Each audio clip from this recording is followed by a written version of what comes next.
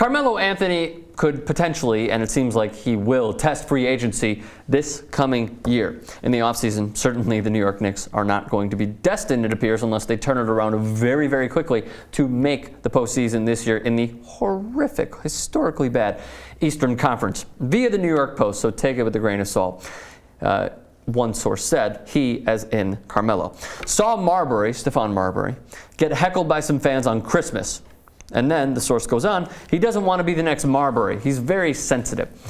Are they basically saying, and maybe this is just an outsider's perspective looking in, an NBA fan's perspective outside of New York, are they going to make him out to be a scapegoat if they lose this year and don't make the playoffs?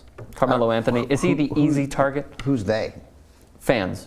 No, I don't think so. The team is so poorly run, and everybody knows that it's poorly run. Sure. You know, it has been poorly run. But you're for a saying long he doesn't take the grunt of the blame over and over and over again because he's such an offensive-minded player, no defense. Well, he should be carrying the team more. If you're a great player and you're on a team that won nearly 50 games last year and then is going to lose, maybe they did win 50 games last year, and is going to turn around and lose 50 games this year, which is where they're headed.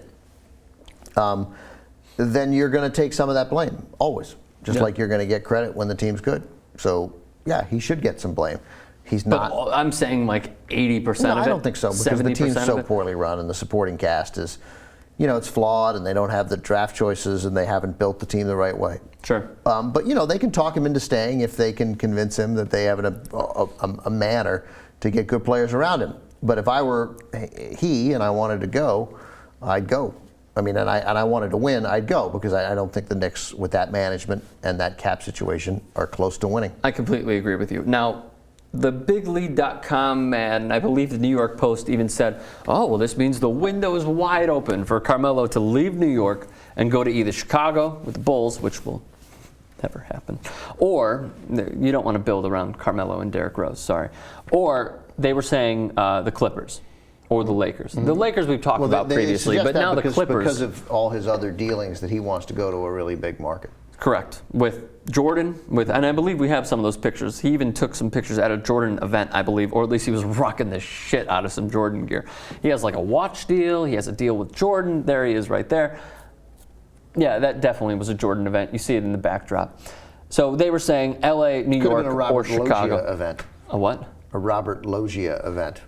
Can we put that picture up again? It's a great Big reference.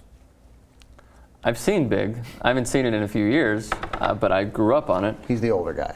The guy who runs the company. Oh, he is? Yeah. Okay, gotcha. Is that one of your favorite Tom Hanks movies? It's a great Tom Hanks movie. There's a lot of great Tom Hanks movies. What's your favorite? Saving Private Ryan. Ah, okay. Solid choice. So here's the other big question, and then we'll wrap up this clip. Actually, I have two for you. The Knicks' future, Kevin Love, Rajon Rondo, they're both rumors, but will they come to fruition? No, I don't think they can afford them. I don't think they can get them. They don't have anything to trade. Next year's free agency, no? They don't have any cap room. They can't, I mean, they don't, they're in a... Well, they can drop, that's the thing. They could drop Bargnani. They can drop Amari Stoudemire. They can get rid of all these contracts, probably Tyson Chandler, in order to get Kevin Love and Rajon Rondo. Stoudemire, his contract's not up. They don't have. They can get rid of him, not this free agent period, next free agent period, in order to free up cap room to sign those guys. Okay, well, I mean, will the Knicks? Are you asking me whether the Knicks will be good in 2 years?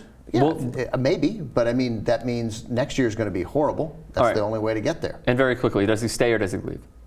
I think he probably leaves, but if he limits himself to Chicago or Los Angeles, he might be in trouble.